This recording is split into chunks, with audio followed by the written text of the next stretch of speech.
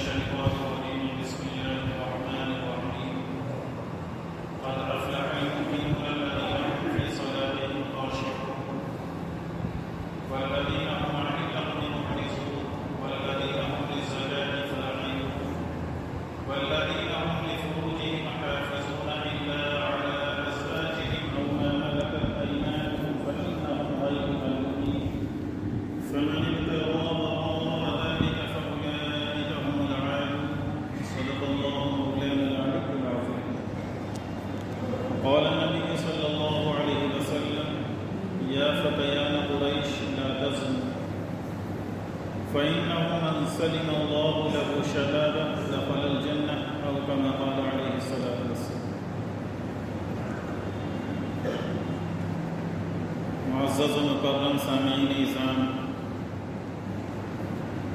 بزرگوں اور عزیز نوجوان ساتھیوں، سورہ مومنون کی ابتدائی چند آیات اور ان کی کچھ وضاحت آپ کے سامنے گزشتہ چند جمعوں میں پیش کی گئی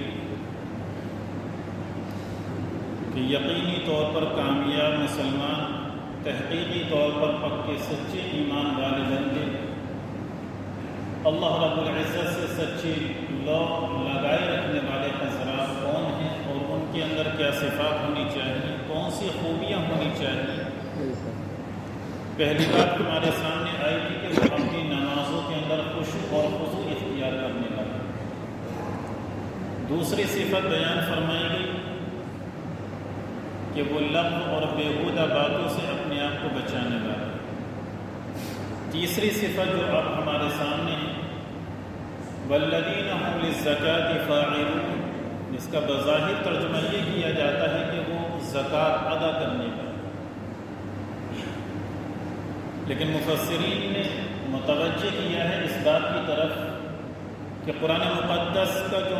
مشہور اور ایک عام خطاب ہے وہ زکوٰۃ کے تعلق سے اقیموا الصلاۃ وآتوا الزکاۃ یقیمون الصلاۃ ویؤتون الزکاۃ، اس عام خطاب کو چھوڑ کر ہم للزکاۃ فاعلون اس خطاب کو استعمال کیوں فرمایا؟ یہاں بھی وہی طرز اور وہی طریقہ اور اسی طرح کی آیات استعمال کی جا سکتی تھی۔ اقیموا الصلاۃ وآتوا الزکاۃ، نماز ادا کرنے والے ہیں، زکوٰۃ دینے والے ہیں، یا یقیمون الصلاۃ ویؤتون الزکاۃ، یا اور اس طریقے کا جو عام خطاب ہے وہ استعمال کیا جا سکتا تھا، لیکن مشہور اور ایک عام خطاب کو چھوڑ کر قرآن کا جو تعبیری جملہ ہے یہاں پر اور جو لفظ استعمال کیا گیا وہ ہے ہم للزکاۃ فاعلون، کہ وہ اپنی زکوٰۃ کے فعل کو انجام دینے والے ہیں، وہ اپنے تزکیے کے کام کو کرنے والے ہیں۔ اس کو اگر اور وضاحت سے ہم سمجھنا چاہیں تو قرآن کی ایک دوسری آیت اس کی تشریح کرتی ہے وَوَيْلٌ لِّلْمُشْرِكِينَ الَّذِينَ لَا يُؤْتُونَ الزَّكَاةَ، کہ ہلاکت ہے ان مشرکوں کے لیے جو زکوٰۃ نہیں ادا کرتے۔ تو مشرک اس پر تو زکوٰۃ فرضی ہی نہیں ہے، تو اس کے لیے ہلاکت کی بات کیوں کہی جا رہی ہے؟ تو جب مسلمان ہو جائے اس کے بعد وہ شخص زکوٰۃ ادا نہ کرے اس وقت اس کے لیے ہلاکت کی بات تو سمجھ میں آتی ہے، لیکن جو شخص شرک میں مبتلا ہے، کفر میں مبتلا ہے، اس کے لیے تو یہ بات کہی جائے کہ وہ اللہ کو نہیں مانتا ہے اس لیے اس کے لیے ہلاکت ہے، لیکن تعبیری جملہ قرآن کا یہ ہے کہ ہلاکت ہے ان مشرکوں کے لیے، ان کافروں کے لیے جو زکوٰۃ نہیں ادا کرتے ہیں۔ اس کی وجہ یہ ہے کہ یہاں پر زکوٰۃ کے مفہوم کو ہم لغوی اعتبار سے سمجھ لیں تو ان دونوں آیتوں کی تشریح مکمل وضاحت کے ساتھ ہمارے سامنے آ جائے۔ زکوٰۃ کے لغوی معنی آتے ہیں پاکیزہ ہو جانے کے، پاک صاف کر دینے کے، میل کچیل کو ہٹا دینے کے،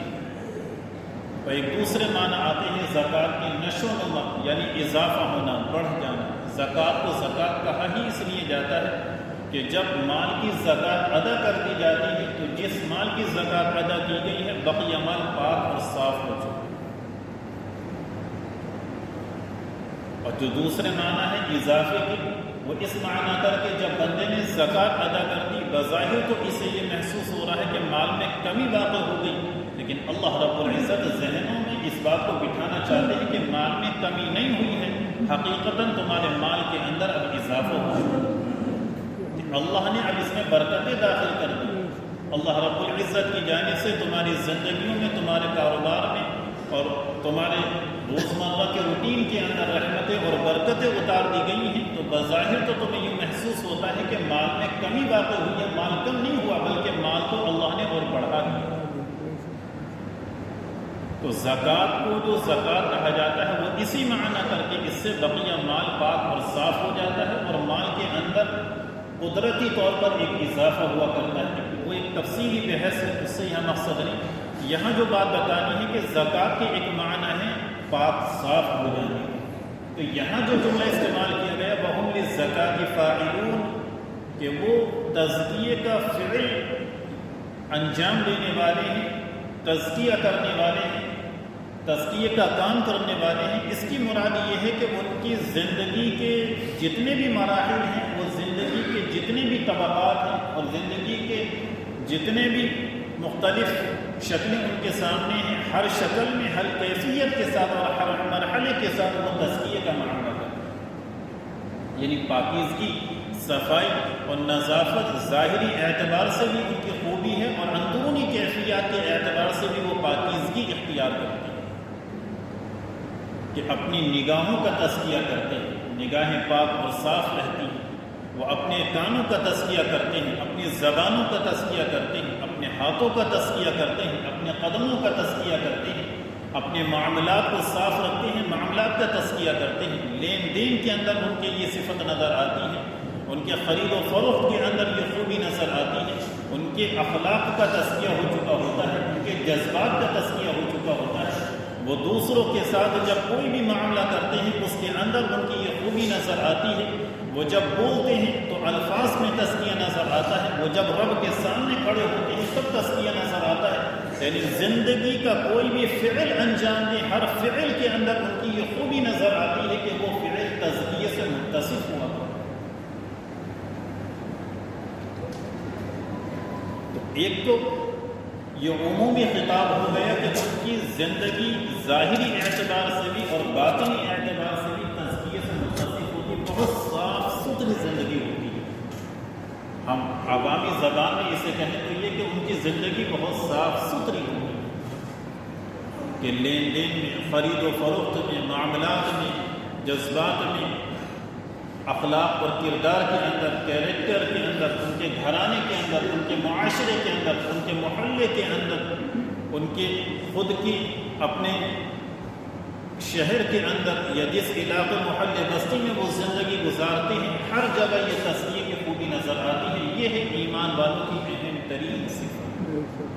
اور پھر اسی کا ایک جزو ہے جسے قرآن کی اس اگلی آیت نے ذکر کیا، وَالَّذِينَ هُمْ لِفُرُوجِهِمْ حَافِظُونَ، وہ اپنی شرمگاہوں کی حفاظت کیا، إِلَّا عَلَىٰ أَزْوَاجِهِمْ أَوْ مَا مَلَكَتْ أَيْمَانُهُمْ فَإِنَّهُمْ غَيْرُ مَلُومِينَ۔ ہاں، جو نکاح کے ذریعے سے انہوں نے طریقہ اختیار کیا ہے یا جس زمانے میں باندیاں ہوا کرتی تھی وہ اس اجازت تھی، وہ طریقہ اختیار کیا ہے تو وہاں انہیں کوئی ملامت نہیں۔ فَمَنِ ابْتَغَىٰ وَرَاءَ ذَٰلِكَ فَأُولَٰئِكَ هُمُ الْعَادُونَ۔ ہاں، جو لوگ اس طرز عمل سے، ایک طریقے سے ہٹ کر روش اختیار کریں گے تو یہ لوگ حد سے بڑھ جائیں گے۔ تو خلاصہ ہمارے سامنے یہ آیا کہ ایمان والوں کی صفت اہم ترین یہ ہے کہ ان کی زندگی پاکیزہ ہوتی ہے، صاف ستھری ہوتی ہے، ان کی زندگی کے اندر کسی طرح کی غلط ملاوٹ نہیں ہوا کرتی، خباثت، دناءت، کمینہ پن، یہ تمام چیزیں ان کی زندگی میں بالکل ظاہر ہوا کرتی ہیں، اور اسی کا ایک اہم ترین جزو ہے کہ وہ اپنی زندگی کو اس معنی کر گزارتے ہیں کہ شرمگاہوں کی حفاظت کرتے ہیں، یعنی زنا کاری سے، حرام کاری سے، بدفعلی سے اپنے آپ کو بچاتے ہیں، کیونکہ یہ ایسے سنگین جرائم ہیں جس کے مطابق حدیث پاک کے اندر آتا ہے کہ میدان محشر میں چند حضرات ایسے ہیں جن کی طرف اللہ رب العزت نہ تو نظر رحمت فرمائے گا اور نہ ہی ایسے بندوں کا تزکیہ فرمائے گا اور نہ ہی ایسے لوگوں کو علماء کے ساتھ شامل فرمائے گا، بلکہ جہنم میں سب سے پہلے جن لوگوں کو داخل کیا جائے گا ان کے اندر ان لوگوں کو شمار کیا گا۔ کہ سب سے پہلے جہنم میں جو داخل ہونے والے طبقات ہوں گے، ان طبقات میں سے یہ طبقہ بھی ہوگا جن میں سب سے پہلا شخص وہ ہے جو اپنے ہاتھ کے ساتھ زنا کرنے والا۔ دوسرا فرمایا کہ جو لواطت کے فعل میں مبتلا ہو، فاعل ہو، تیسرے نمبر پر مفعول، چوتھا شراب کے نشے میں ملوث مدہوش کی حد تک شراب پینے والا، عادی شرابی، پانچواں ماں باپ کے ساتھ گالی گلوچ کرنے والا، ان کے ساتھ مار پیٹ کرنے والا، چھٹا شخص اپنے پڑوسی کو ستانے والا، ساتواں شخص اپنے پڑوسی جو عورت رہ رہی ہے اس کے ساتھ بدفعلی کا فعل انجام دینے والا۔ یہ 7 لوگ ایسے ہیں جن پر اللہ نہ تو نظر رحمت فرمائے گا، نہ ہی ان کے ساتھ تزکیے کا معاملہ کیا جائے گا، اور نہ ہی انہیں علماء کے ساتھ شمار کیا جائے گا۔ اور سخت وعید یہ ہے کہ جہنم میں جو سب سے پہلے طبقات بھیجے جائیں گے، ان طبقات کے اندر ان لوگوں کا شمار کیا جائے گا، کیونکہ یہ جرائم اور یہ گناہ ایسے ہیں کہ صرف ظاہری اعتبار سے نہیں، باطنی اعتبار سے بھی انسان پوری طریقے سے تباہ و برباد ہو جاتا ہے۔ انسان کی زندگی اخروی اعتبار سے ہی برباد نہیں ہوتی، بلکہ دنیاوی اعتبار سے بھی وہ کسی کام کا نہیں ہوتا۔ زندگی میں بے چینی اور اجیرت پن، اجاڑ پن اور بوکھلاہٹ کا شکار، یہ تمام باتیں ہوتی ہیں جو اس میں نظر آتی ہیں۔ بظاہر وہ کتنا بھی خوش و خرم کیوں نہ نظر آ رہا ہو، لیکن نحوست ان گناہوں کی یہ ہے کہ اندرونی جو سکون ہے، اس سکون سے وہ عاری اور خالی ہو جائے گا۔ اگر اس کی قباحت کو آپ سمجھنا چاہتے ہیں تو اس واقعے کو دیکھیے کہ جس زمانے کے اندر ایک کلیسا میں یہ قرارداد پاس ہوئی کہ حضرت عیسیٰ علیہ السلام کی زندگی کے جتنے بھی موقع ہیں ان تمام کو پینٹنگ شکل میں سامنے پیش کیا ہے، تصویری مراحل میں پیش کیا ہے۔ صقلیہ کا کلیسا، صقلیہ کے کلیسا کے اندر یہ قرارداد عیسائیوں نے پاس کی کہ عیسیٰ علیہ السلام کی بچپن سے لے کر اور جوانی تک کی زندگی کو تصویری شکل میں پیش کر کے اس کلیسا میں رکھا جائے، تاکہ آنے والے اور مسافرین اور جو دیگر دور دراز کے حضرات ہوں وہ عیسیٰ علیہ السلام کی زندگی کو اس شکل کے اندر دیکھیں۔ حالانکہ وہ ناجائز فعل تھا، اس کے لیے اس زمانے کے مشہور مصور اور تصویر ساز کو بلایا گیا اور یہ خدمت اس کے سپرد کی۔ نے تمام تصویریں بنا لی، صرف 2 تصویریں رہیں۔ ایک تصویر حضرت عیسیٰ علیہ السلام کے بچپن کے زمانے کی، یعنی 11-12 سال کی، کہ ایسی خوبصورت تصویر ہونی چاہیے کہ واقعی دیکھنے والا اس بچے کو دیکھ پائے۔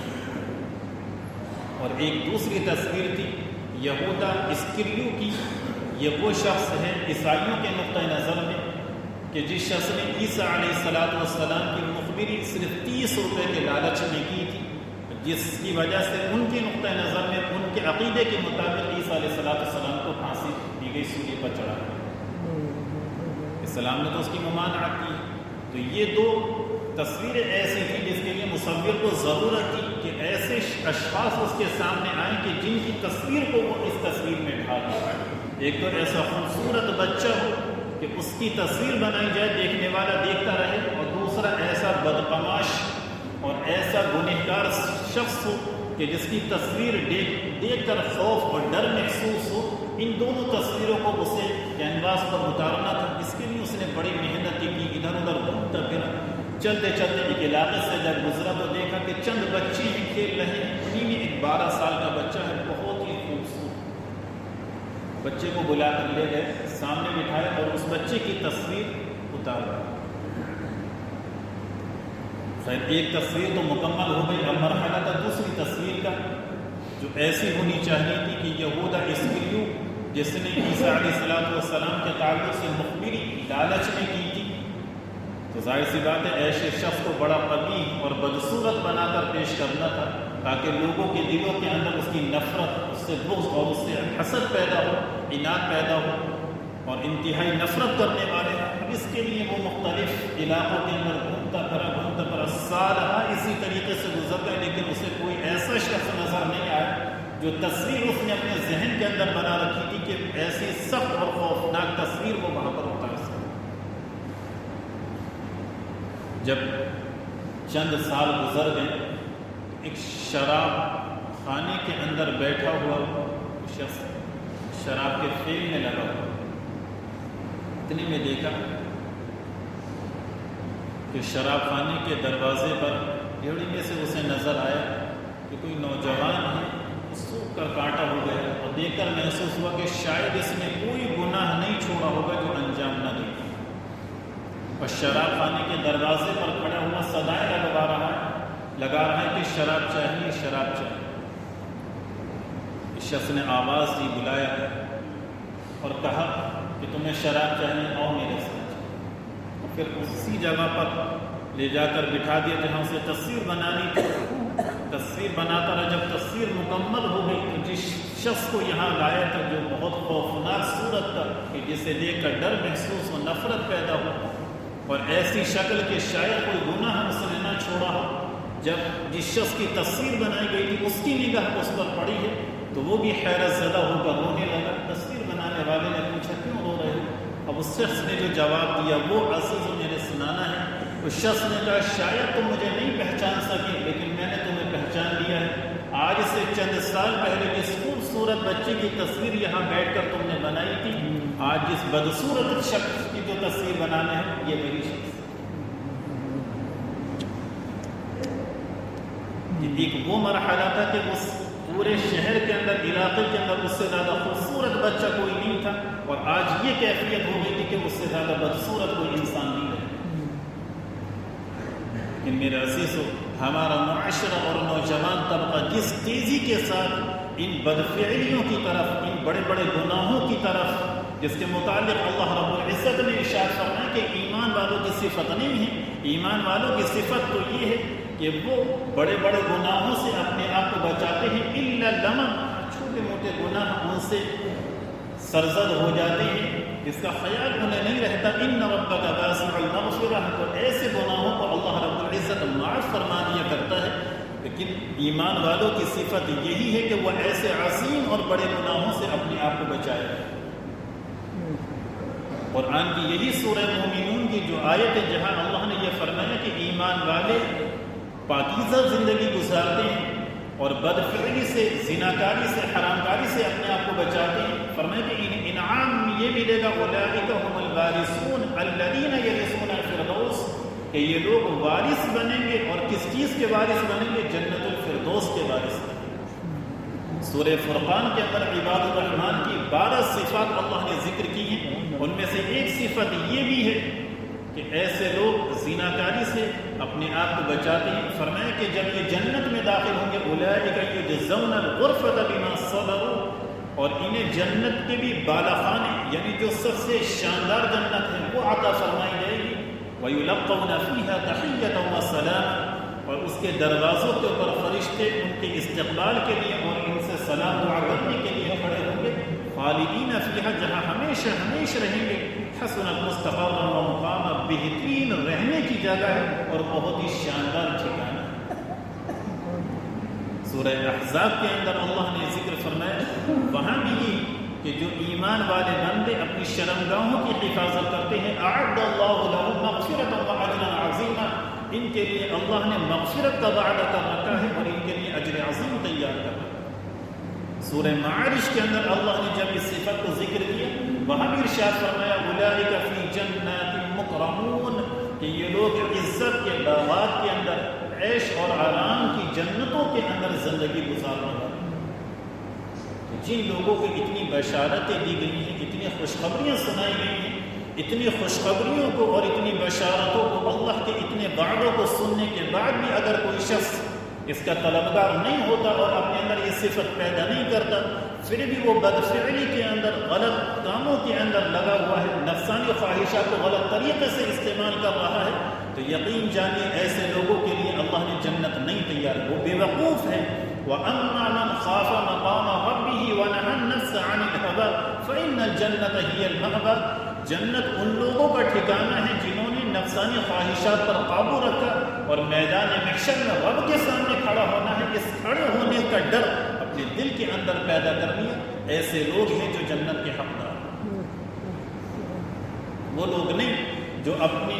غلط کاروں کے اندر، غلط فعلوں کے اندر، ناجائز طریقے سے اپنی خواہشات کی تکمیل کے اندر لگے۔ کس تیزی سے یہ نوجوان اس طرف دوڑ رہے کہ علاقے محلے تو چھوڑیے، یعنی جن تعلق سے کہا جاتا تھا کہ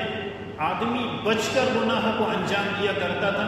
آج یہ مسلمان ان جگہوں کو چھوڑ کر ایسے مقدس اور بابرکت گھر کے اندر، ایسے گھر کے اندر جہاں اللہ نے فرمایا وَأَنَّ الْمَسَاجِدَ لِلَّهِ فَلَا تَدْعُوا مَعَ اللَّهِ أَحَدًا، کہ یہ مسجد اللہ کا گھر ہے، یہاں پر صرف ایک اللہ کو پکارا کرو، اسی کی حمد و ثنا ہونی چاہیے، اسی کی تعریف میں رطب اللسان رہو، اسی اللہ کو یاد کرو، اس کا ذکر کرو۔ یہ ایسی جگہیں ہیں جہاں پر اللہ کی رحمتیں، اللہ کی برکتیں، اللہ کی عنایات نازل ہوتی ہیں۔ اللہ رب العزت جب تم یہاں سر جھکاتے ہو تو اللہ تم سے خوش ہوا کرتا ہے۔ ایسے مقدس مقامات کو ایسے بدبختوں نے بھی نہیں چھوڑا۔ اس سے پہلے بھی آپ کے سامنے یہ شکایت رکھی گئی کہ جامع مسجد کی ٹوائلٹ وہ اب کس استعمال میں ہے؟ اس استعمال کے لیے کہ وہاں پر نوجوان نشے کے انجیکشن اور نشے کی شیشیاں لا کر استعمال کرتے، اور اب بھی یہی صورت حال ہے کہ اگر ایک ہفتے میں میٹیریل جمع کیا جائے تو 100-150 سے زیادہ کم انجیکشن نہیں بیٹھے۔ کوئی غیر مسلم مسجد کے اندر آ رہا ہے اس فعل کو انجام دے، یعنی بدبختی کی اور بدقماشی کی اور ملعونیت کی کوئی چھوٹے سے چھوٹے ذرے کی کیفیت بھی اس شخص قوم نے باقی نہیں رکھی ہے، اور دعوے دار اور حقدار اس کے ہیں کہ ہم باقی مسجد بنائیں، دعوے دار اس کے ہیں کہ کشمیریوں پر جو ظلم ہو رہا ہے اس ظلم و ستم سے انہیں نجات دلوائی جائے۔ بدبختی کی اور اس کمینے پن کی انتہا تو یہاں تک کر دی ہے کہ مسجدوں میں آ کر جو ہے اس طریقے کے فعل کو انجام دے رہے ہیں، جس کے متعلق اللہ رب العزت نے فرمایا کہ جو شراب کے نشے کرنے والے، یہ انجیکشن بھی اسی کی شکل ہے، ایسے لوگوں کو کل قیامت کے دن جہنم میں جو سزا دی جائے گی، زانیوں کی شرمگاہوں سے جو پیپ اور لہو نکلتا ہوا ہوگا، وہ لہو ایسا، وہ پیپ ایسا کہ جس سے دیگر جہنمی پناہ مانگ رہے ہوں گے، یہ پیپ اور یہ لہو ان نشہ کرنے والوں کو پلائے گا۔ ایسی سخت ترین سزا اور ایسا اللہ رب العزت کی جانب سے سخت شدید عذاب ایسے لوگوں کو سنائے گئے ہیں، لیکن ان لوگوں کا حال یہ ہے کہ سب کچھ بھول کر ایمانی رمق کو، ایمانی غیرت کو، ایمانی حرارت کو، اللہ کے رسول صلی اللہ علیہ وسلم سے محبت کو، مساجد کی عظمت کو، سب کچھ فراموش کر کے ایسے بدفعلوں کے اندر لگتا ہے۔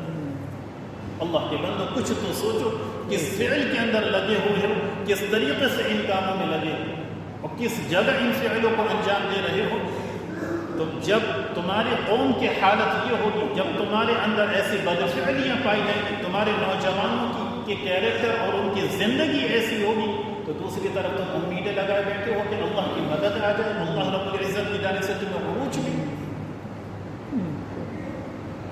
کس چیز کا شکوہ نہ کیا جائے، کس چیز کی شکایت نہ کی جائے، کس چیز کا رونا نہ روئے کہ ایک گناہ قوم نے ایسا نہیں چھوڑا ہے جسے یہ قوم انجام نہ دے، بھول گئے۔ فَكُلًّا أَخَذْنَا بِذَنبِهِ، قرآن فرماتا ہے کہ اللہ نے تم سے پہلے جو سابقہ امتیں گزری ہیں ان امتوں کو ایسے ہی نہیں پکڑا، انہیں جب اللہ نے عذاب دیا ہے تو ان کی عذاب کی کیفیت اٹھا کر دیکھو۔ فَكُلًّا أَخَذْنَا بِذَنبِهِ فَمِنْهُمْ مَنْ أَرْسَلْنَا عَلَيْهِ حَاصِبًا، بعض قومیں ایسی تھیں جن پر اللہ نے آسمان سے پتھر برسائے ہیں، بعض ایسے تھے وَمِنْهُمْ مَنْ أَخَذَ الصَّيْحَةَ کہ جنہیں حضرت جبریل امین علیہ السلام کی چیخ کے ذریعے سے تباہ و برباد کر دیا، بعض ان میں سے ایسے تھے جنہیں زمین کے اندر دھسا دیا گیا، بعض ایسے تھے جنہیں غرق کر دیا گیا۔ فَمَا كَانَ اللَّهُ لِيَظْلِمَهُمْ وَلَكِنْ كَانُوا أَنفُسَهُمْ يَظْلِمُونَ، اور اگر یہ قومیں یہ سوچتی ہیں یا تمہارے ذہنوں کے اندر یہ بات آتی ہے کہ اللہ نے انہیں عذاب دے کر ظلم کیا ہے، فَمَا كَانَ اللَّهُ لِيَظْلِمَهُمْ، اللہ ان پر ظلم کرنے والا نہیں ہے، وَلَكِنْ كَانُوا أَنفُسَهُمْ يَظْلِمُونَ، بلکہ ان برے فعلوں کو اور غلط کاموں کو اور گناہوں کو انجام دے کر یہ لوگ خود اپنے اوپر ظلم کرتے ہیں۔ لہذا میرے عزیزوں اور بھائیوں، خدا کے واسطے جس تیزی کے ساتھ ہمارے معاشرے کے اندر یہ گناہ بڑھ رہے ہیں کہ تزکیہ ہماری زندگیوں سے ختم ہو چکا ہے، پاکیزگی جو مسلم نوجوان کی ایک خاص صفت تھی، ایک شناخت تھی، ایک پہچان تھی، وہ آج زندگیوں سے نکل چکی۔ صفائی اور ستھرائی جو ہمارے کیریکٹر کا خاصہ تھا، آج یہ ہمارے نوجوانوں سے لڑکوں کو تو چھوڑیے، لڑکیوں کی زندگی سے باہر نظر آ، جبکہ اللہ کے رسول علیہ السلام نے کیسی شاندار خوشخبری سنائی ہے۔ آپ نے قریش کی جماعت کو اس وقت مخاطب بنا کر ارشاد فرمایا، یا فتیان قریش، اے قریش کے نوجوانوں، لا تزنوا، بدفعلی کا فعل انجام نہ دو، انہ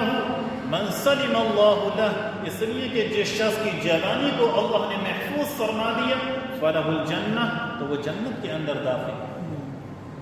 ایسے شخص کے اوپر جنت لازم ہو گئی جس نے اپنی جوانی کو محفوظ فرما دیا۔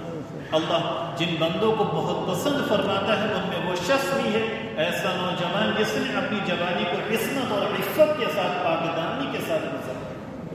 الا من حفظ فرجہ فلہ الجنہ، کہیں آپ ارشاد فرمانے کہ غور سے سنو، اپنی شرمگاہوں کی حفاظت کرو، جس نے ایسا کر لیا اس کے لیے جنت واجب ہے۔